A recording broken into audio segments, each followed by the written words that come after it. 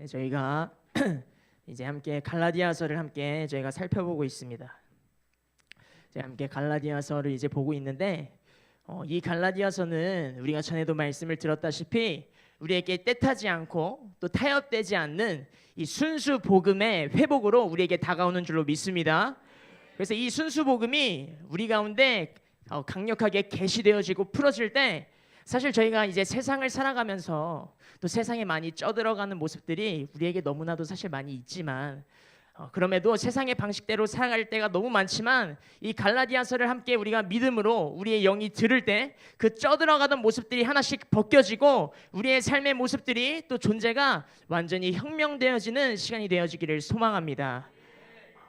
사실 우리가 제가 지금도 방금 말씀드렸지만 이 혁명되어진다, 우리 존재가 혁명되어진다, 이러한 말씀 정말 많이 들으셨을 거예요. 그런데 우리가 예배를 드려도, 우리가 기도를 해도, 우리가 말씀을 들어도요, 혁명되어지지 않고 있는 우리의 사실 연약한 모습들이 있다라는 것이에요. 또 이런 경우가 있죠. 교회에 오면은 막 불도 느껴지고 기름 부으심도 좋고 하나님의 임재가 느껴져서 막 은혜 많이 받습니다. 그런데 우리의 삶에만 돌아가면, 우리가 예배가 끝나고 집으로 돌아가거나 또 아니면 우리가 다시금 세상에 나가거나 우리의 삶으로 돌아가기만 한다면 하나님의 임재가 그렇게 느끼기가 어렵고 또 우리가 너무 쉽게 무너지고 이러한 모습들이 사실 우리 가운데 많이 있다라는 것이죠. 그럴 때 우리는 한번 생각해 봐야 한다라는 것입니다. 무엇을 돌아보고 우리가 무엇을 생각해 봐야 하느냐? 먼저 내가 은혜로 살아가고 있는지 혹은 내 힘으로 살아가고 있는지를 우리가 먼저 첫 번째로 돌아봐야 한다는 것이에요. 은혜라는 것은요, 모든 시작을 하나님으로 시작하는 것인 줄로 믿습니다. 그렇기 때문에 주님께서 원하시면 하고 주님이 원하시지 않으면 안 하는 것, 이것이 바로 은혜인데 내 삶이 은혜가 아니라 내 힘으로 내가 하고 싶은 대로, 내가 하기 싫으면 안 하는 거, 내 의존적으로 자기 의존적인 모습으로 살아가고 있지는 않은지 우리가 돌아보는 시간이 되어지길 원합니다. 그래서 목사님이 또 이런 말씀 많이 하시죠. 생각을 기도로 바꿔야 한다. 생각을 기도로 바꿔야 한다. 여러분, 생각을 기도로 바꾼다는 것이 쉬운 일입니까? 이게 말처럼 쉬울까요? 굉장히 어렵습니다.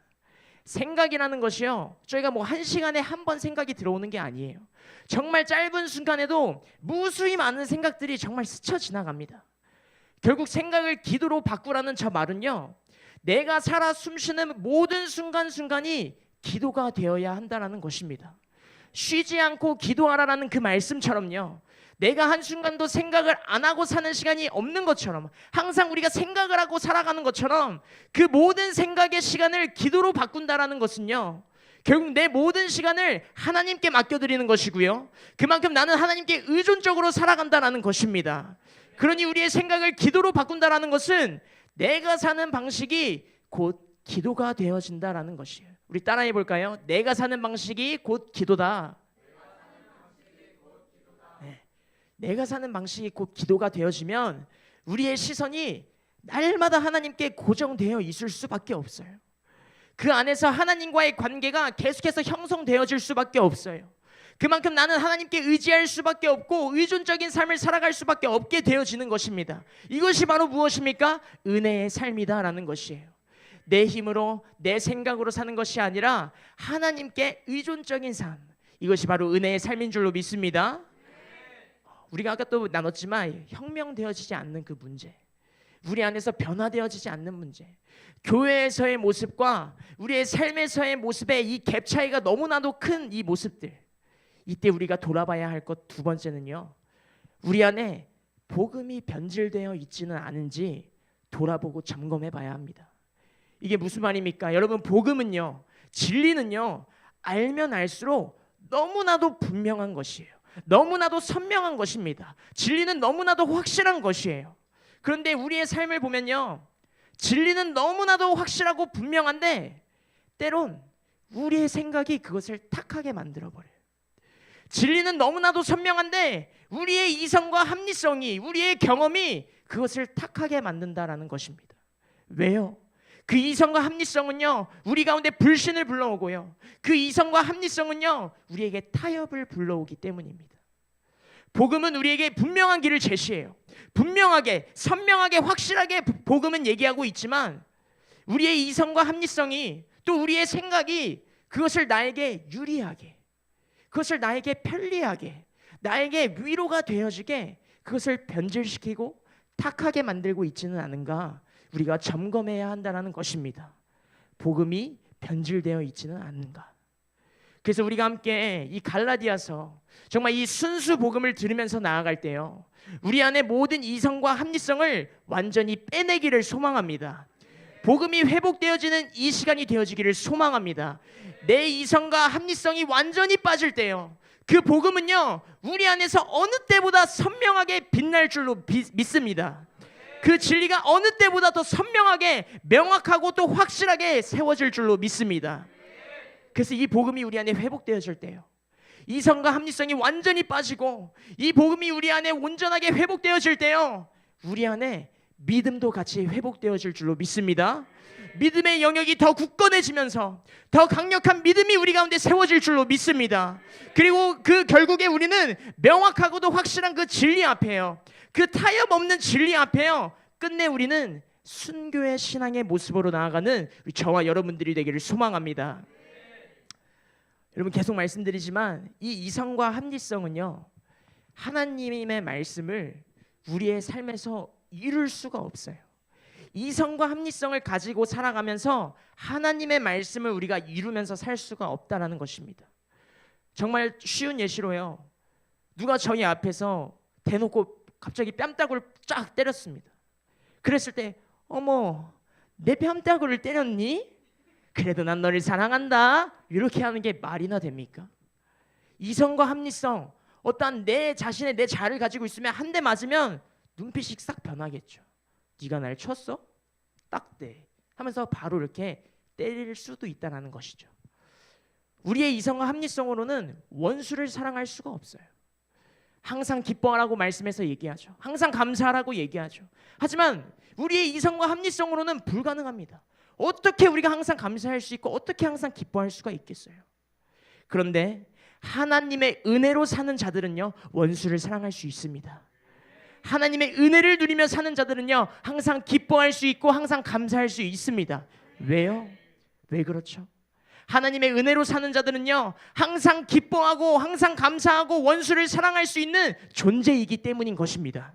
하나님의 자녀들의 존재의 모습은요, 하나님의 은혜로 사는 자들의 존재의 모습은요, 우리의 본래의 존재적인 모습은요, 하나님의 말씀대로 살아갈 수 있는 모습인 줄로 믿습니다. 이 은혜가요, 우리에게 임하려면, 이러한 은혜가 우리 가운데 임하려면 먼저 우리에게 필요한 것이 있어요. 하나님을 의지하고 하는 것도 있지만 먼저 우리에게도 선택할 수 있는 의지가 있어야 합니다. 내가 이기고자 하는 선택이 있어야 한다는 것이에요. 내가 기뻐할 마음도 없어요. 내가 기뻐하고자 선택하지도 않아요. 근데 하나님께서, 하나님 날 기쁘게 해주세요, 이것은 안 된다는 것입니다. 하나님의 은혜가 올 수 없다는 것이에요. 그냥 나에게 들어오는 감정을 내가 하나씩 다 선택하면서 살아간다면, 그러면 그런 사람에겐 은혜가 오지 않습니다. 그러나 내가 의지적으로 기뻐하기로 선택을 한다면 그 기뻐할 수 있는 은혜가 우리 가운데 온다라는 사실인 것입니다. 내가 의지적으로 감사하기로 선택을 한다면 감사할 수 있는 능력이 우리 가운데 오는 줄로 믿습니다. 그래서 이런 거예요. 1%의 내 의지, 99%의 은혜. 우리 한번 따라해 볼까요? 1%의 내 의지, 99%의 은혜. 여기서 1%, 정말 이 100% 중에서 1%는 정말 작은 숫자지만 우리는 그 1%의 그 내 의지를 위해서 우리는 삶에서 영적 전쟁하면서 힘차게 싸워나가고 있습니다. 1%의 내 의지가 무엇이냐? 야, 나 오늘 피곤해서, 너무 피곤해서, 너무 힘들어서 오늘 기도하러 쉬고 싶다. 오늘 너무 힘든데 예배하러 쉬어도 되지 않을까? 이러한 상황 가운데서 그 1%의 싸움에서, 그럼에도 불구하고 나는 가서 예배할 것이다, 그럼에도 불구하고 나는 가서 하나님께 기도할 것이다, 이러한 싸움에서 나를 깨고 나올 때 99%의 하나님의 은혜가 우리 가운데 임한다라는 것입니다. 내 상황은요, 절망적이에요. 내 상황은 힘들어요. 내 상황은 지칩니다. 그때 그 1%의 나의 선택, 상황과 환경은 그럴지라도 나는 기뻐할 것이고 감사할 것이다, 그렇게 상황과 환경을 깨고 나의 감정을 깨고 나의 생각을 깨고 하나님 앞에 나아올 때 99%의 하나님의 은혜가 우리 가운데 쏟아질 줄로 믿습니다. 그 은혜를 경험하면서요, 그 은혜를 누리면서요, 하나님의 일하심을 보면서 살아가는 것, 이것이 바로 신앙생활이다라는 것입니다. 그냥 단지 예배드리러 나오고 그냥 단지 기도하러 나오고 이러한 단순한 형식적인 것, 이것은 그냥 종교생활이죠.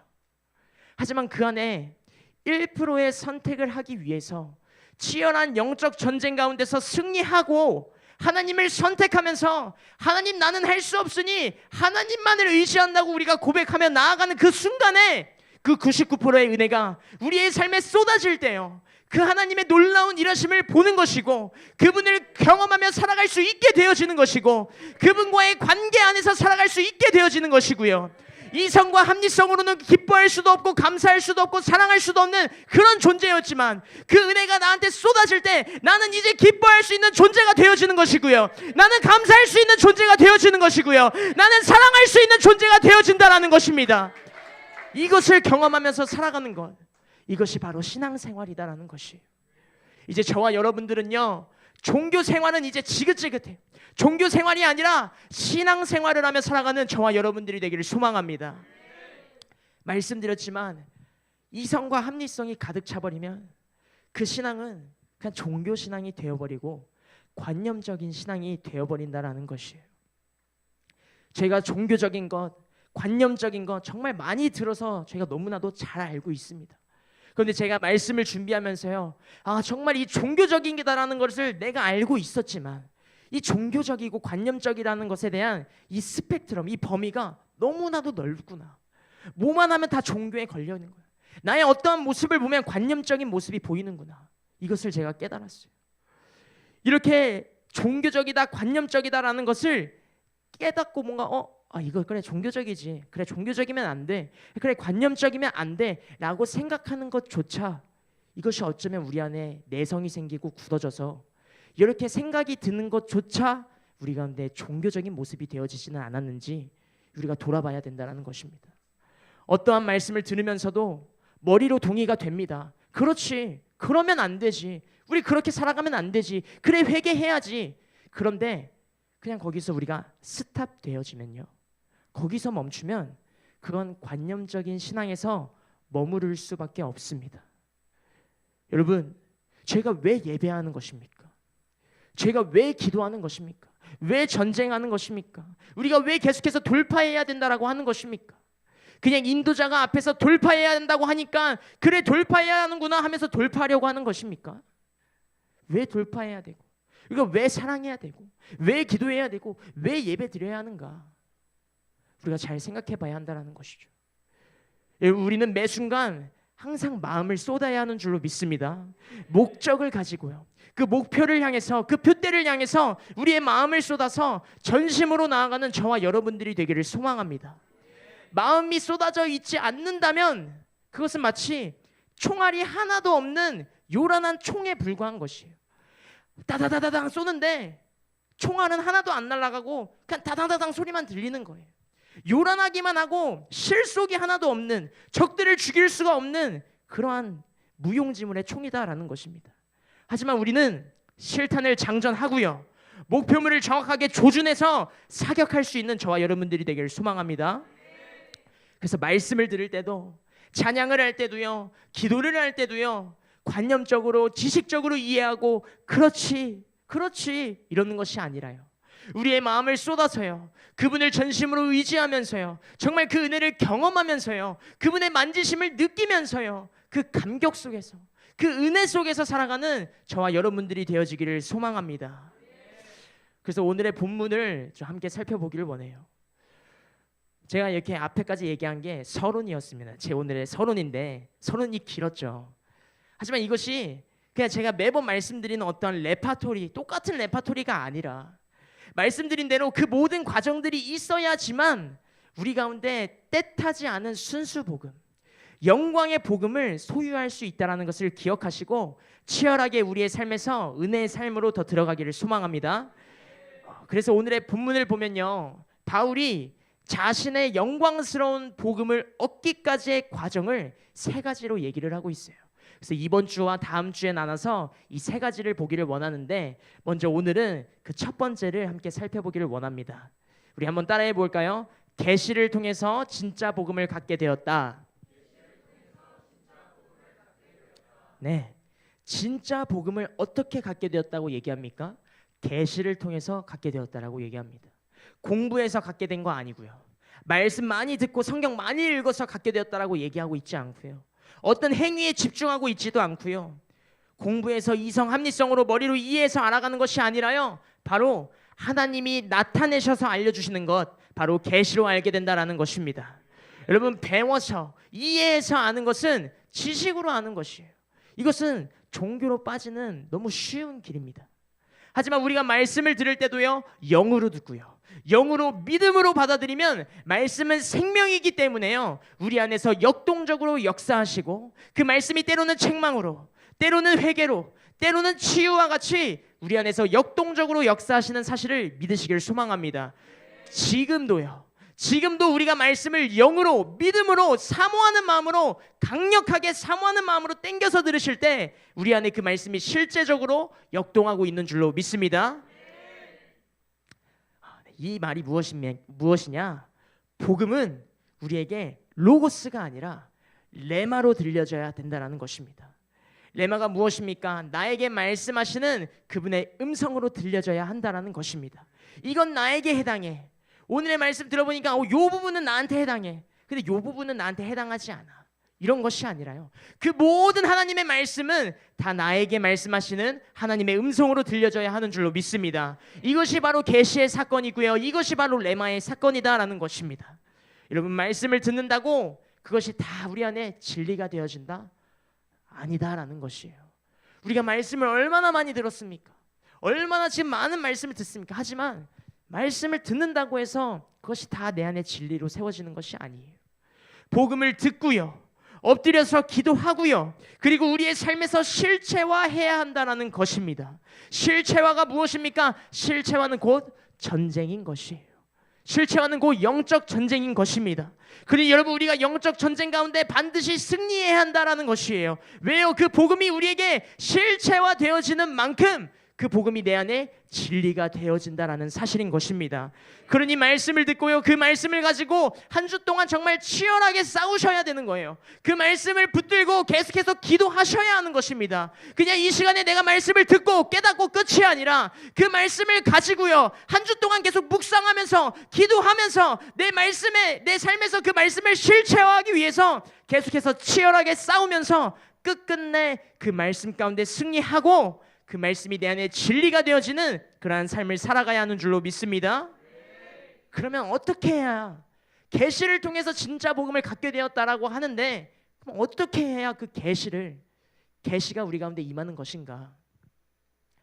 어떻게 해야 지식으로 듣지 않고 내 머리로 이해하는 것이 아니라 가슴으로 이해하면서 계시로 들을 수 있는가? 우리가 사실 전에도 계시에 대한 설교를 여러분들이 들으셔서 얼핏 기억하시겠지만, 우리 따라해 볼까요? 계시는 삶의 목적, 삶의 과정, 삶의 동기가 하나님인 사람에게 들어간다. 아멘이시죠? 계시는 삶의 목적과 과정과 동기가 하나님인 사람들에게 하나님이 드러내 주신다라는 것입니다. 그러면 반대로 생각하면요, 내 삶의 목적과 과정과 동기가 하나님이 아니었어? 그럼 하나님이 절대로 드러나는 법이 없다라는 것입니다. 하나님의 계시가 올 수 없다라는 것입니다. 그러니 여러분, 계시가 없으면요, 하나님의 뜻도 알 수가 없고요, 하나님의 마음도 알 수가 없고요, 하나님의 말씀도 우리가 깨달을 수가 없어요. 그러니 이 계시가 너무나도 중요하고요, 모든 신앙생활의 수단이 되어지기 때문에 계시가 없이 우리가 어떻게 신앙생활을 해나갈 수가 있단 말입니까? 할 수가 없는 거예요. 그렇기 때문에 우리에게 계시가 풀어지기 위해서 우리는 반드시요, 삶의 목적과 과정과 동기가 반드시 하나님으로 고정되어 있어야 하는 줄로 믿습니다. 그렇다면 삶의 목적과 삶의 과정과 삶의 동기가 하나님인 자들의 모습은 도대체 어떠하느냐? 말씀드리자면, 너무나도 저희가 또 많이 들었지만 너무나도 중요하기 때문에 그것은 우리가 철저하게 죽어지고 우리가 철저하게 비워지고 하나님이 나의 모든 삶의 순간순간에 드러나시는 것, 이런 자들에게 하나님의 계시가 임한다라는 것입니다. 나로 가득 차 있으면 하나님이 오실 공간이 없어요. 나의 생각으로 가득 차 있으면 하나님의 생각을 찾아갈 생각도 하지 못합니다. 그렇기 때문에 나를 비워내는 것, 나를 철저하게 오늘 또 비워내고 오늘 또 비워내고 지금 이 순간 또 비워내고 10분 후에 또 비워내고 계속해서 비워나가야지만 하나님의 시선을 고정하며 살아갈 수 있다는 것입니다. 매 순간순간마다 늘 나를 십자가에 못 박아버리고 나를 포기하면요, 하나님이 즉각적으로 나에게 개입하십니다. 반대로요, 내가 십자가에서 죽지 않고 내 자신이 딱 드러나 버리면 사단이 즉각적으로 우리에게 개입한다라는 사실이에요. 그냥 그냥 내 생각인데 사단까지 개입될 그런 상황인가? 아니요. 진리는 명확합니다. 성경에서는 두 가지의 흐름을 얘기합니다. 내가 죽고 하나님이 날 개입하실 것이냐, 아니면 내가 살아 움직여서 사단이 나를 개입할 것이냐, 이 두 가지인 것이에요. 사느냐 죽느냐 단 두 가지라는 것입니다. 저와 여러분들이 매 순간순간마다 나를 죽이고 하나님이 우리의 삶에 개입해서 하나님이 드러나시는 삶을 살아가는 저와 여러분들이 되기를 소망합니다. 저희가 계속 듣습니다. 십자가에서 쪼개져야 한다, 비워져야 한다, 죽어져야 한다. 근데 여러분, 분명한 것은요, 성경에서 말하는 위대한 인생, 교회의 영광은요, 십자가에서 날마다 죽어지는 것 외에는 다른 것은 없다라고 말하고 있어요.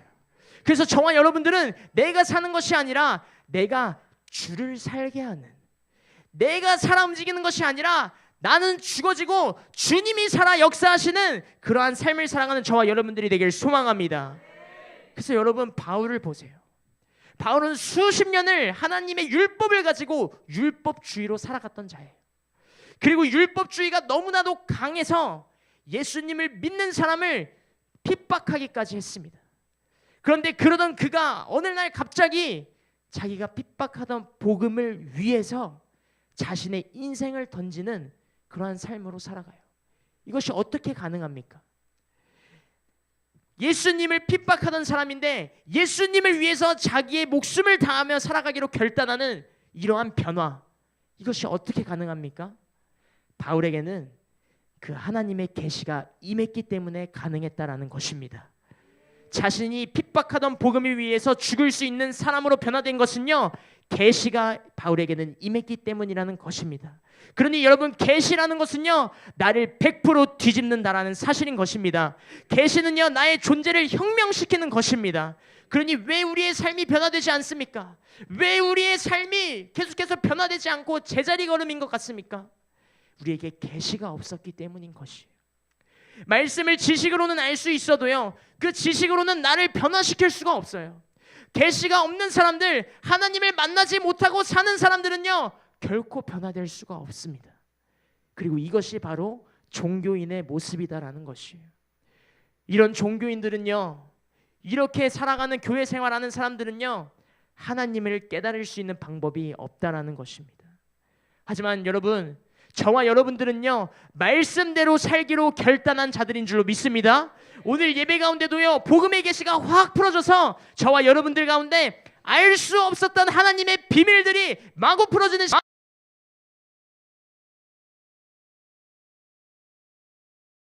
하게 변화되어지고 존재가 혁명되어지는 역사가 일어나기를 소망합니다. 우리 말씀, 우리 한 구절 또 읽기를 원합니다. 11절과 12절을 함께 읽어보도록 하겠습니다. 시작.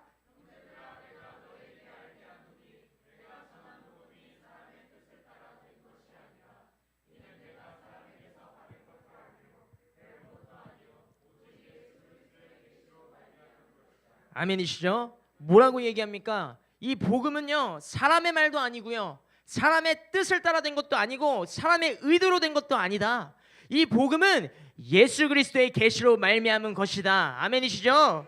여러분, 계시의 신앙과 관념의 신앙은요, 천지 차이예요. 너 예수 믿으면 죽어, 너 예수 믿으면 손해봐 라고 얘기했을 때, 실제로 그러한 문제가 내 앞에 왔을 때요, 계시와 관념은 엄청난 차이를 나타냅니다. 여러분 코로나 때를 보세요. 코로나 걸리면 다 죽는 줄 알고 있었어요. 그죠? 그러한 분위기를 또 정부가 만들어 갔습니다. 교회 문을 다 걸어 잠궜어요. 정부의 통제가 들어갔습니다. 그리고 정부의 통제에 따라 교회를 다 나가지 않기 시작했습니다. 그리고 교회도 자체적으로 문을 닫기를 시작했어요. 근데 여러분, 환경과 외부의 압박으로 교회를 떠났던 사람들이요, 예배를 안 드리던 사람입니까? 교회 문 닫아야 한다고 예배 드리지 말라고 정부에서 통제했을 때요, 하나님의 말씀보다 교회를 탄압하는 정부의 말에 따르던 사람들이 예배를 안 드리던 사람들이었습니까? 아니다라는 것이에요. 그들도 다 예배 드렸어요. 그들도 다 기도했어요. 그들도 다 눈물을 흘리면서 찬양했고요, 말씀 가운데 엎드리고 기도했던 사람들이었어요. 나와서 기도하던 사람들이었어요. 난 예수를 위해 살겠다고 입으로 찬양하고 고백했던 사람들이었다라는 것입니다. 그런데 왜 문제 앞에 하나님을 떠납니까? 왜 문제 앞에 우리가 하나님께 등 돌리는 사람들이 있습니까? 관념적으로 그분을 알아서요. 종교적으로 신앙생활을 했기 때문에, 마음으로 하나님을 알아서 하나님과의 관계가 형성되어지고 날마다 하나님의 은혜 속에서 살아가면서 하나님과 함께 살아가는 삶이 아니라 그냥 단지 종교적으로요, 형식적으로요, 내 안에서 굳어진 마음으로요, 딱딱해진 강팍해진 마음으로 신앙생활했기 때문에, 관념적으로 종교적으로 신앙생활했기 때문에 나에게 조금만 위협이 와도 예배를, 또 하나님을 포기할 수 있었다라는 것입니다. 그렇다면 여러분, 우리는 코로나 때도 교회 문 닫지 않고 함께 나와서 예배했어요. 그럼 우리는 코로나 때도 예배했으니까 우리는 종교적 신앙으로부터 안전합니까? 우리의 삶을 보면 알 수 있는 거예요. 아니, 나는 어떤 위협으로부터도 예배를 지킬 수 있어.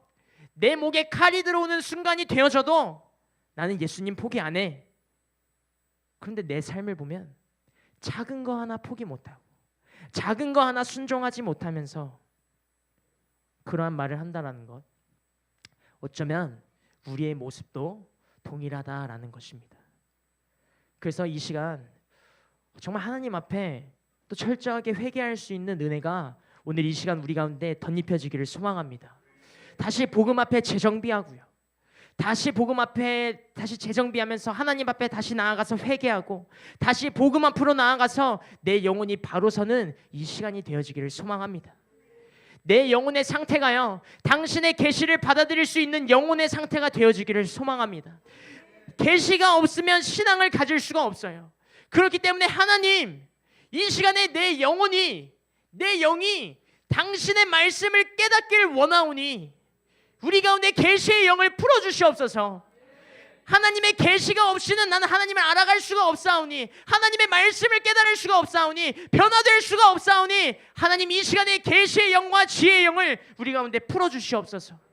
그리고 하나님, 당신 하나님의 비밀하심을 우리 가운데 풀어주시옵소서. 하나님의 마음을 알려주시옵소서. 하나님의 생각을 알게 하여 주시옵소서. 하나님의 뜻을 알게 하여 주시옵소서. 우리 이렇게 고백하며 나아가는 저와 여러분들이 되기를 소망합니다. 우리 16절과 17절의 말씀도 우리 한번 읽어보길 원해요. 시작. 그 아들을 이방에 전하기 위하여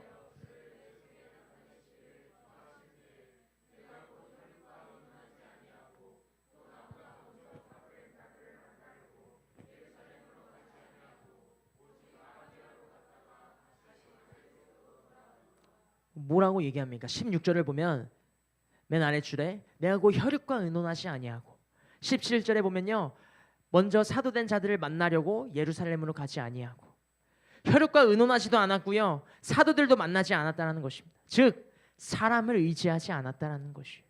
하나님으로부터 부름을 받고요, 하나님의 것을 직접 듣는 계시를 가지고 사람들의 인정을 구하지 않고 오직 하나님의 인정만을 구했다라는 것이에요. 이게 하나님으로 사는 사람들의 모습인 줄로 믿습니다. 하나님밖에는 없는 거예요. 하나님만 있으면 되는 거예요. 세상의 관심, 세상의 시선 이런 거 아무것도 필요 없이 그냥 나는 하나님으로 충분하고요, 나는 그냥 하나님밖에는 없는 것, 하나님만 있으면 되는 바울의 저 모습이 저와 여러분들의 모습이 되어지기를 소망합니다. 오늘의 말씀을 정리하길 원해요. 찬양은 다시 복음 앞에 하겠습니다. 오늘 말씀을 정리하면은 오늘 무엇을 얘기했습니까? 순수 복음을 회복해라. 복음을 회복합시다.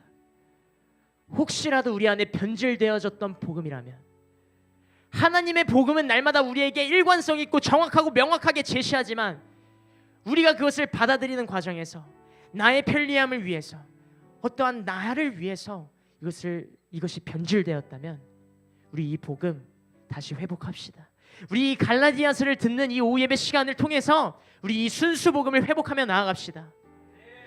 첫 번째로요, 순수 복음을 회복하기 위해서는 내 힘이 아니라 은혜로 살아야 된다. 우리의 생각을 기도로 바꾸는 것, 곧 내가 사는 방식이 곧 기도인 것.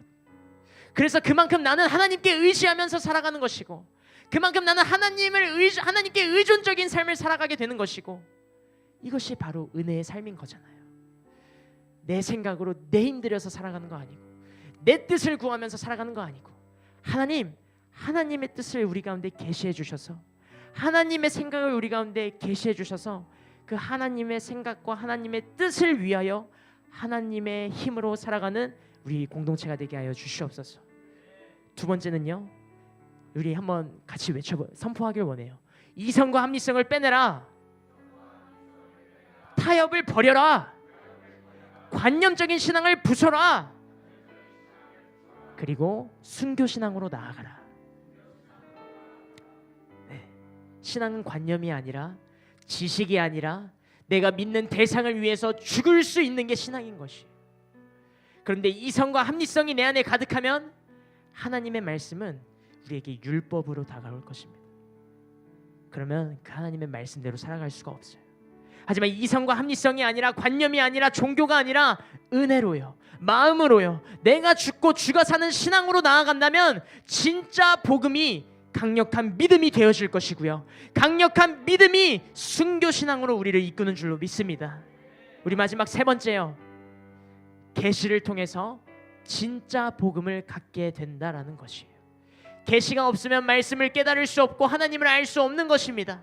복음의 계시가 우리 가운데 충만하게 풀어져서요, 정말 하나님이 하나님 되심을 드러내실 때 그 하나님을 만나고 우리가 철저하게 엎드리고 즉각적으로 우리의 모든 것들이 풀어지면서 우리의 삶도요, 우리의 존재도요 완전히 혁명되어지고 변화되어지는 그 회복의 역사가 우리 가운데 일어날 줄로 믿습니다.